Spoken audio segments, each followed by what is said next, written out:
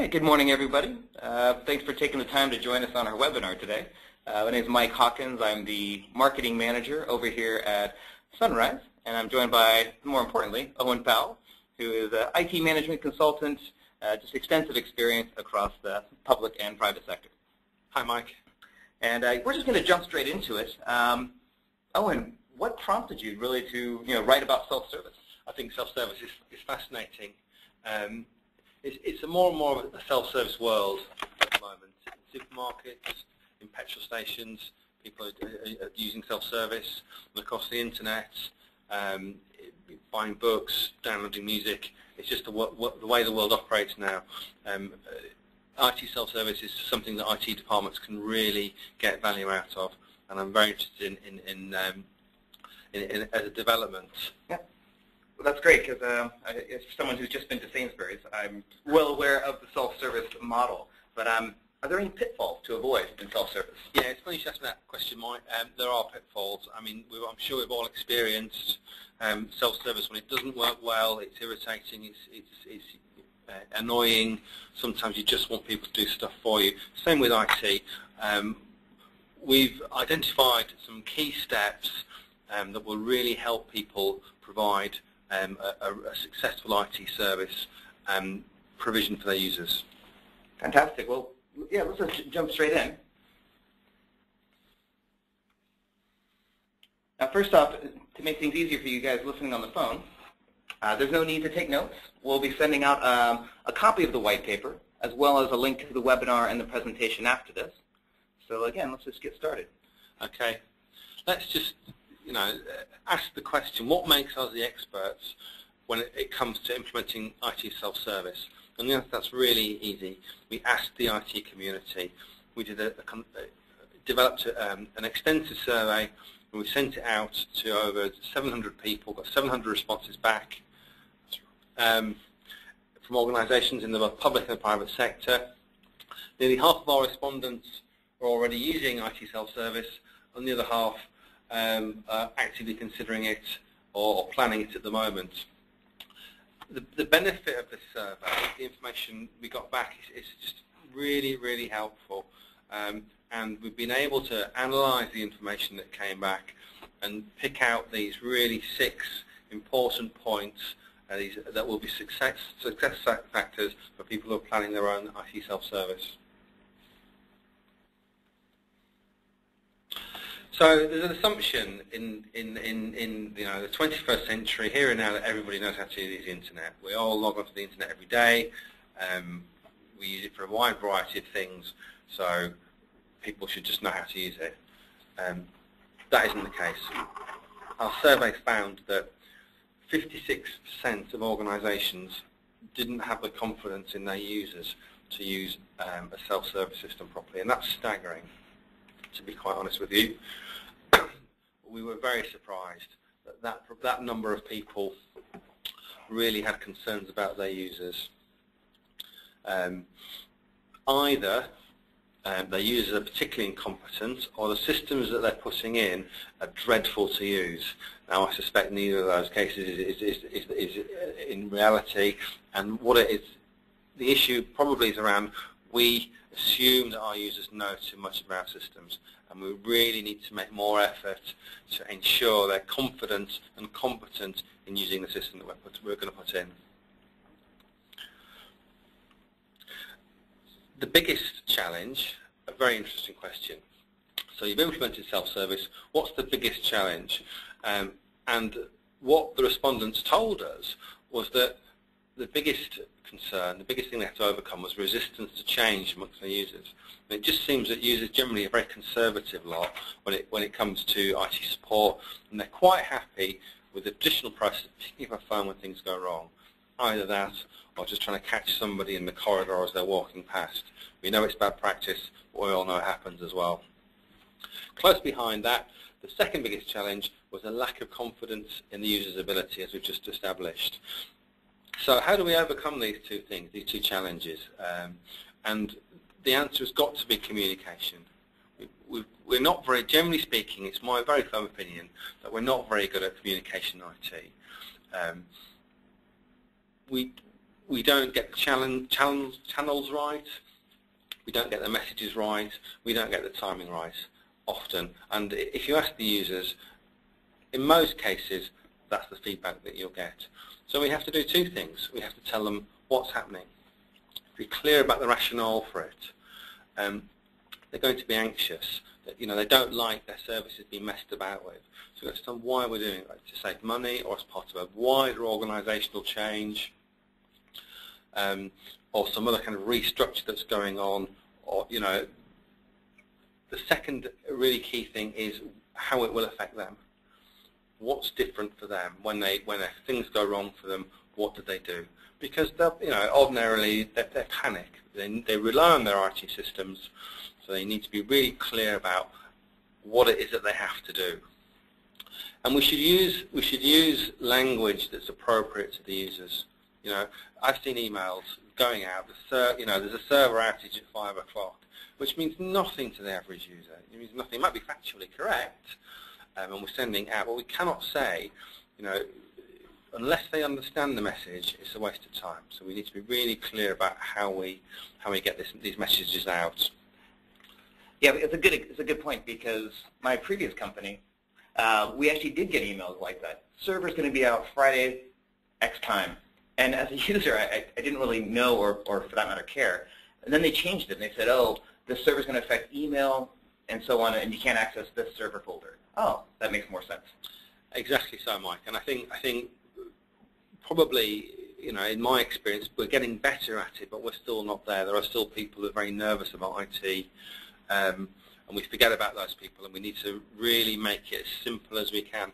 The other really interesting thing that we found from the survey is that people aren't just using the modern methods of communication we use. We saw leaflet drops, we've seen flyers, we've seen posters. So some organisations even wrote to people at home, which seems extraordinary to me when you've got an email. But I think it just goes to show that this idea of just relying on email and intranet isn't going to work. There's a whole range of channels, communication channels, that need to be used. So use the channels, get the timing right, get the message right, and really get the users on board early on so they know what's happening and they know exactly how it's going to affect them. So self-service is in now. Everyone's logging their own calls, checking them up. We can just put our feet up and relax, and just have a nice, easy time of it in IT because we don't have to worry about phones. No, that's not true at all. We all know that. One organisation did actually turn the phones off because they wanted to make sure that their investment paid off. So they said, right, okay, we're going to force everyone to use the portal. I think in the organisations that I've worked for, that would cause a bit of a mutiny or a riot, and I wouldn't be prepared to do it.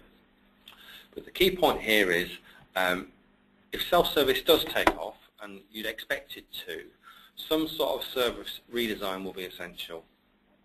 There's no point having people whose job is to answer phones if the calls aren't coming in. People log in their own calls. So there's got to be an increased focus on second line resolving calls rather than first line taking calls. And the procedure for if a call comes in via the portal into the web system, the service desk system, who's going to pick it up, who's going to deal with it, how's it going to be allocated? Those types of things. How do things get escalated to second line? Can you use your same processes, or do you have to change them? There's another reason as well why redesign is important, and that's because a high proportion of users didn't have confidence that their calls would get closed quickly. They're concerned that if they use the portal, things will take longer to get fixed. So we've got to prove them wrong. We've got to close the calls. We've got to have people, particularly in the early months when people aren't sure about it, got to get those calls closed and prove to them that the new system's more efficient and works better. To do that, we need to revamp our operational processes and maybe our service level agreements too.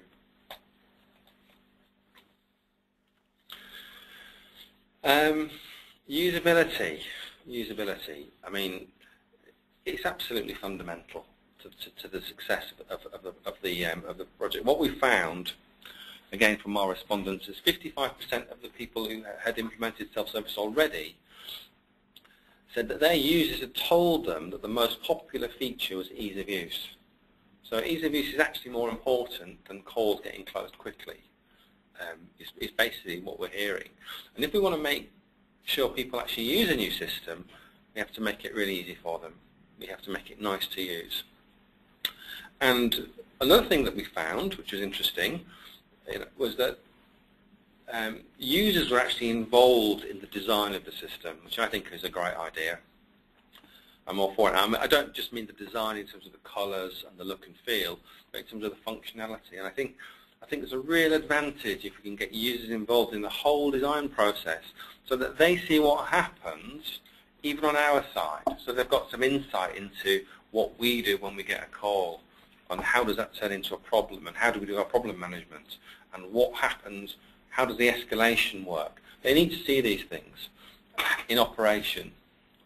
So absolutely get people involved in the design of it, some key users, some key stakeholders, just to give them that visibility of how the thing's going to work. That's a great idea. I'm thinking also as far as that whole cultural shift and getting people using. By getting people involved, especially key stakeholders, they're now buying into the system and they feel a bit possessive of it. They will, and I think the great advantage there, Mike, is that they're going to act as advocates when they go out there into the departments. They're going to have some ownership of it, because if someone complains about it, they'll be saying, well, hang on a minute, I had some input into this, and we did it because of this, for these very good reasons. So it just makes your life an awful lot easier if you've got people out there batting for you rather than moaning about the system. So get people involved. But usability is key. Make it nice to look at, nice to use, make it simple. People will vote with their feet, or in this case, vote with their fingers. They'll either, if it's nice, they'll use it. If it's horrible or clunky or confusing, they'll pick up the phone, and the implementation will be a failure. So, which system should we choose? There's a whole range of systems out there. This webinar is being sponsored by Sunrise, so I'm going to let you guys figure this one out for yourselves. I'm not going to say too much about systems. It's not a sales pitch. However, Gartner did an extensive report on self-service systems, and they highlighted two essential prerequisites. One was usability, which I've just already talked about, and the other one is to do with reporting and providing information back to users. Again, very, very important that we use our system to show that the IT service is transparent. I'm sure everybody has heard this issue around my call has gone into a black hole. I logged it last week and I don't know what's happened to it. It's disappeared. No one knows about it. One of the great benefits of self-service portals is that you can provide that information back to people. You can make your service transparent, which is what we should all be aiming to do. Present the information nicely, neatly to people so they can see not just about their call, but about calls in general. Which are the problem systems, maybe, so they understand themselves that maybe they need to do more in terms of their knowledge to reduce the number of calls coming in. And initially, maybe, perhaps there might be a dip in service as the new system goes in, but I think what we need to do when it goes in and when it's performing well, we need to tell people it's performing well. We're not very good at communicating success, so we need to have that shown in graphical form, in simple form, so that people can see exactly how well we're doing. So it's in, and we've made our savings target that we've been asked to do, and we're all, fantastic. We're all going to get huge bonuses and slaps on the back and letters of recommendation from the Chief Executive. Because, the target was to save money, and that's what we've done.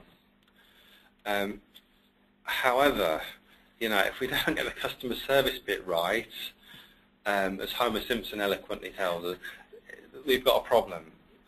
So customer service has got to be part of the objective. Even if the worst case scenario is it stays the same as it is now, the perception amongst the users has to be that it's not getting any worse. And ideally, it's got to look better. It's got to feel better and feel more responsive and feel more transparent for the users. So communicate back to them. Communicate back to them and make sure that however you're doing it goes back a little bit to service redesign, the calls get closed, and we're telling them that they're getting closed. So, fascinating question for the people who've already implemented IT self-service. What would you do differently? Now in IT, we have a tendency to reinvent the wheel. We all do things our own way, whether it be internet or networking or service desks. Everybody pretty much runs the same core systems, and we all do them our own way. And we don't often look outside and learn from other people's mistakes. So now we've got a fantastic opportunity for the people who have implemented self-service to think, what would they have done differently? And we've got three clear things coming back. The first is better communication, and better in terms of channels, of messaging, and of timing. And again, just going back to that point around not just relying on intranet and email, but also leaflets and flyers, and whatever it takes to get the message across to people. The second one, improved usability. People who put it in would have spent more time getting the usability right if they had their chance again. So for those people, for those of you out there who are planning self-service, you can't do too much in terms of usability. You really need to focus on it. And more user training. Now, user training. Why are we training people to use a web page? It sounds absurd. Or, it seems wrong to me. But this is what we're hearing. Hundreds of people are saying we've put it in and we're not confident our users can use the system, and we wish we'd spent more time training them. So there's the evidence. I wouldn't have at the outset, I wouldn't have guessed that training would be an issue for what should be really simple. How hard should it be to log a call on a service desk? So user training, absolutely key. That's interesting, because training to me, it's fundamental. It's not very glamorous. It doesn't have the bells and whistles, the cool IT functions, but at the end of the day. Absolutely right. Training isn't glamorous, and it's hard work, and it's resource intensive. And to be honest with you, you think, why should we have to do it? It's going to push back the implementation by a couple of months, maybe. It's going to cost us some money. Let's skip it and just do a quick user guide. That's not what people are telling us. People are telling us they wish they'd spent more time on training. And I think what we forget, it's not just about competence, it's about confidence. It's about it's people feeling that they can use the system, and if things go wrong, they know what to do. So in summary, 6 points that have come out of this analysis that we did of the survey. Get the communications right. Train the users. Make sure they're confident with the system. Rethink about how the back-end operations will work, the balance between first, second, and third line, what shifts and emphasis you might need. Make your software nice to use, absolutely key. Get the usability right. Choose a good system. Enough said about systems. Okay, and clear success metrics. So what does success look like? Why are we doing? What's the rationale? The rationale is saving money. We've saved money. That's fantastic. But also customer service. Customer service has to be a success metric, whatever else you use, whatever else you do. And tell people when you achieve them. And one final point, we've done this survey. We've got over 700 responses for people telling us about their challenges when they implemented IT self-service. And not one single person mentioned technology. It's not a technology project. It's about winning hearts and minds. And I think, in my view, it's about re-establishing and renegotiating our relationship with the rest of the business. Now, you could say we're putting in a portal, and we're not answering phones, so we're taking a step away from the users. We're hiding behind a portal, as it were.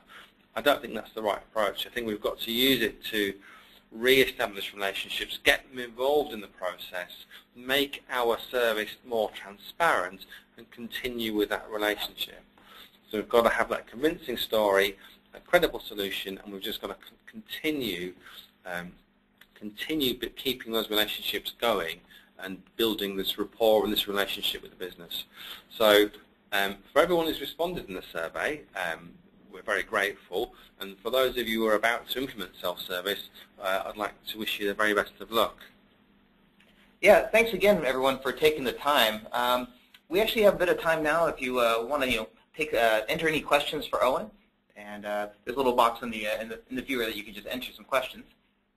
And one question I had is that I know in IT departments, it's very common for senior managers to always want to circumvent the process.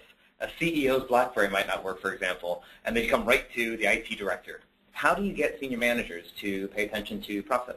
Yeah, that's a really good point, Mike, and I'm sure that happens absolutely everywhere.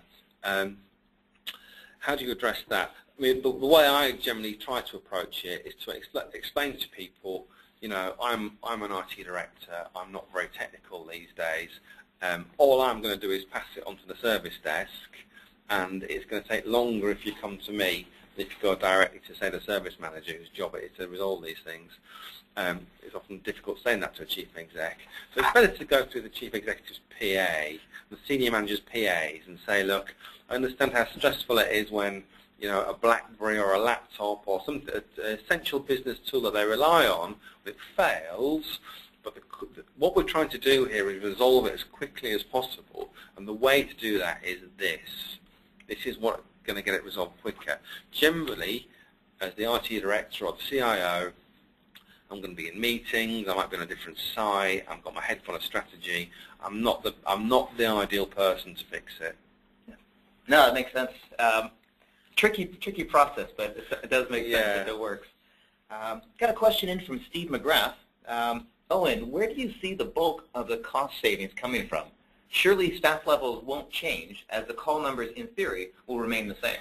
Yeah, that's a good question. I mean, what we found in the survey was about 26, about a quarter of our respondents had actually used self-service to save money through staffing costs.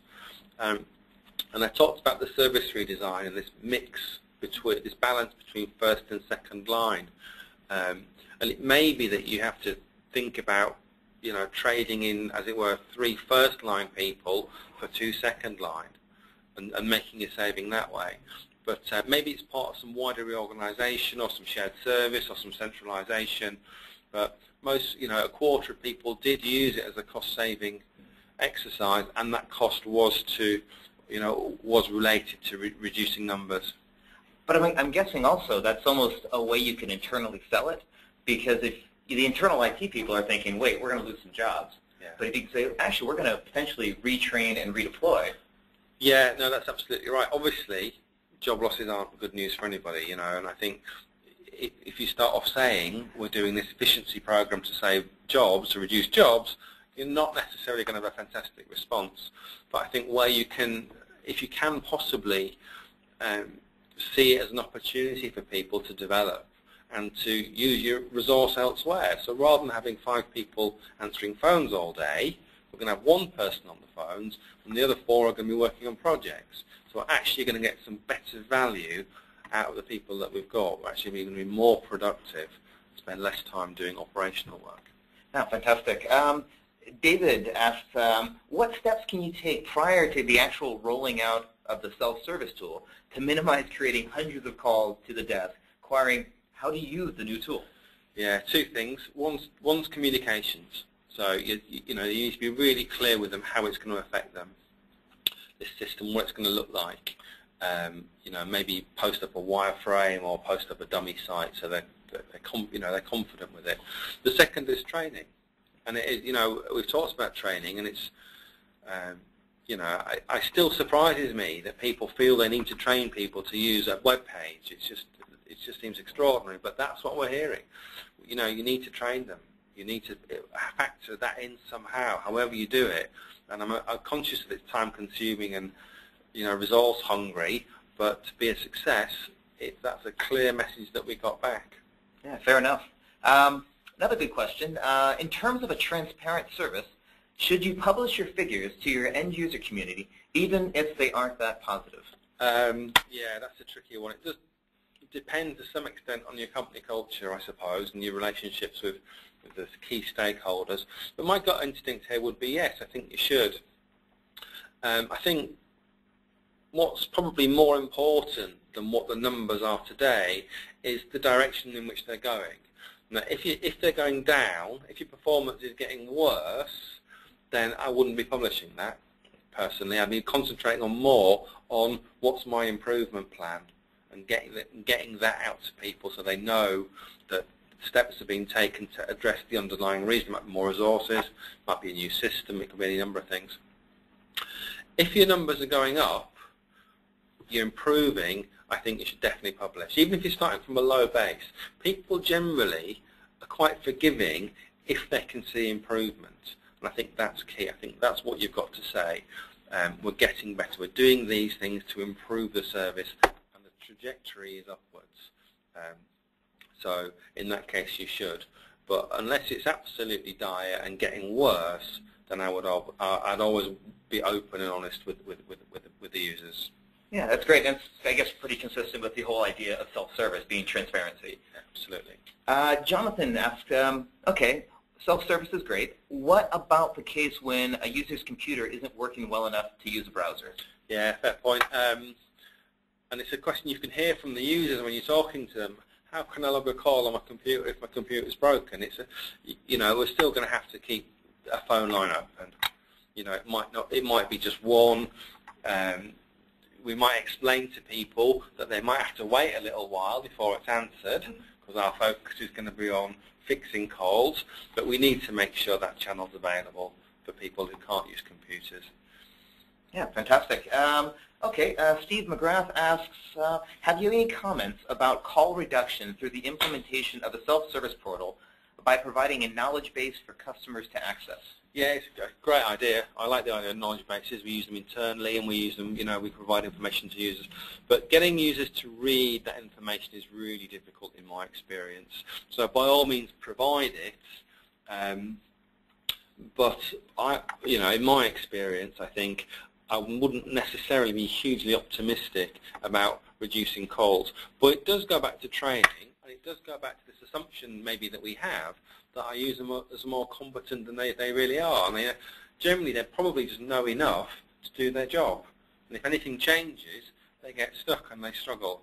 So it's about training, and it's about confidence as well, I think. Okay, Dave asked another question. Yes. Is a phased implementation, for example, using senior users or team leaders initially to only log calls on behalf of their team, is that to introduce culture change? Is that a good idea? Yeah, definitely. I absolutely think it is. And one of the main benefits of a pilot is to understand in the IT team how operations will need to change. So you get some sense of what volume of calls are coming through the phones and what through the portal, and then you can start to plan what your service is going to look like and how your operations need to change to account for this different way of working. Yeah. And I'm guessing, again, you're also going to have those, again, champions out there who are comfortable with it. They know what the process is working. Absolutely, absolutely. I think if you can use them as champions as well, if you can get them to advocate for you and just go out there back onto the floor and say, look, it's not a problem. It really is easy. We've been using it for ages. It's miles better. It's so much nicer than having to talk to those IT geeky people. Maybe that's not the right message, but those positive messages out there, definite benefit. Yeah, great. And one last question. What would you class as key success factors to implementing self-service to your customer base?